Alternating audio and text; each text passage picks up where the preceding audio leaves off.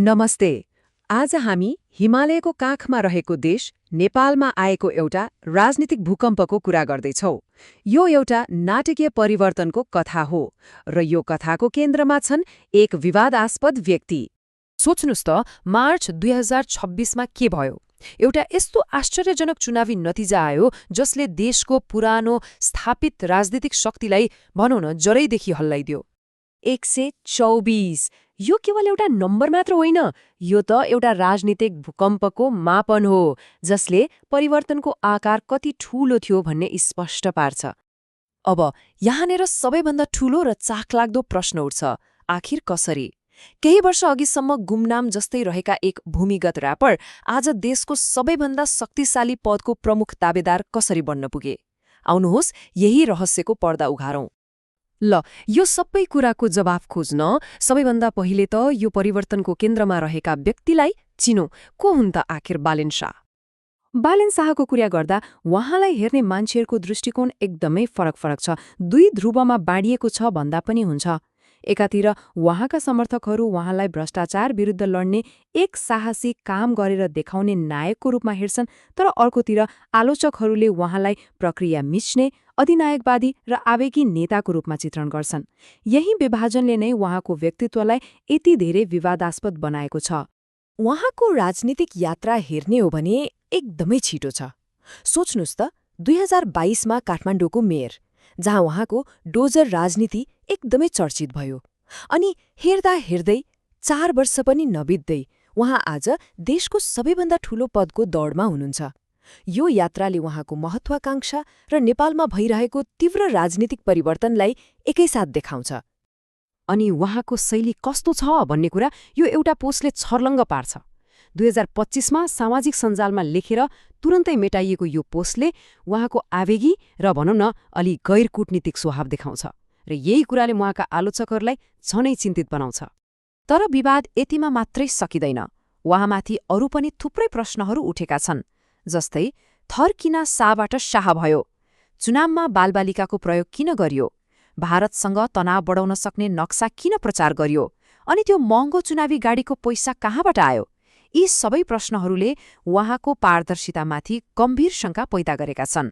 अब एकछिन बालेन शाहको व्यक्तिगत कुराबाट बाहिर निस्केर त्यो राजनैतिक माहौललाई हेरौं जसले उहाँको उदयलाई सम्भव बनायो।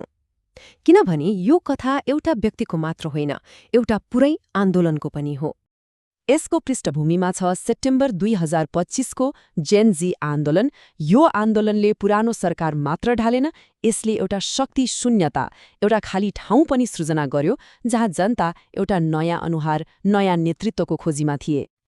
हो, त्यही खाली ठाउँ भर्न एउटा निकै रणनीतिक राजनीतिक सम्झौता भयो। यो सम्झौताले बालेनको जुन व्यक्तिगत क्रेज थियो त्यसलाई एउटा स्थापित पार्टीको संरचनासँग लगेर जोडिदियो र उहाँलाई प्रधानमन्त्रीको उम्मेद्वारको रूपमा औपचारिक रूपमा अगाडि सार्यो। तर यो गठबन्धनमाथि पनि प्रश्नहरू नउठेका होइनन्। कतै यो केवल स्वार्थको लागि मात्रै त थिएन, किनभने रासोपाका अध्यक्ष रवि लामिछाने आफै कानूनी झमेलाका कारण सार्वजनिक पदमा बस्न अयोग्य थिए।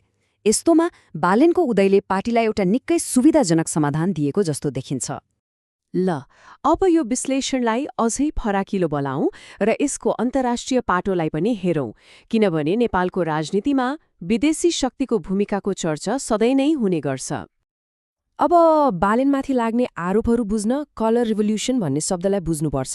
यो भनेको के हो त भन्दा यस्तो आन्दोलन जुन बाहिरबाट हेर्दा जनताले आफै गरेको जस्तो देखिन्छ, तर भित्रभित्रै विदेशी शक्तिले आफ्नो स्वार्थ पूरा गर्न उक्साएको वा सहयोग गरेको आरोप लाग्छ। जस्तै यो चार्ट हेरौं, यसले नेपालमा अमेरिकी आर्थिक सहयोगको आकार देखाउँछ।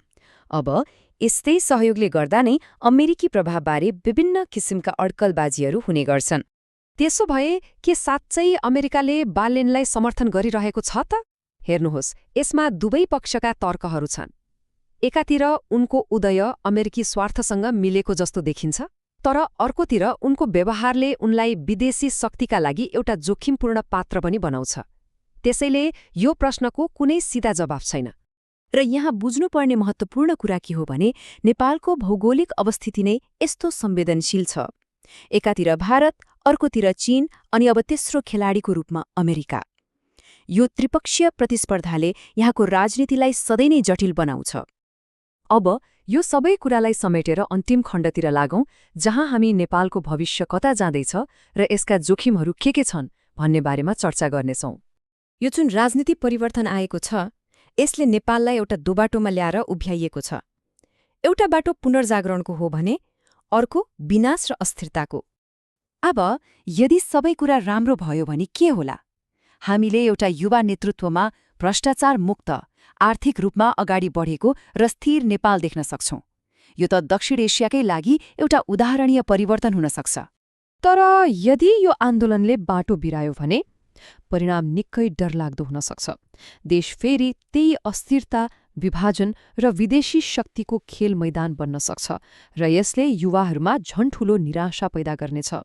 र अन्त्यमा यो सबैभन्दा महत्त्वपूर्ण प्रश्न, के यो परिवर्तन नेपालका लागि साँच्चै एउटा नयाँ बिहानी हो वा यो केवल नयाँ अनुहार लगाएर आएको पुरानै खेल हो? यसको जवाफ त अब आउने समयले नै बताउँला।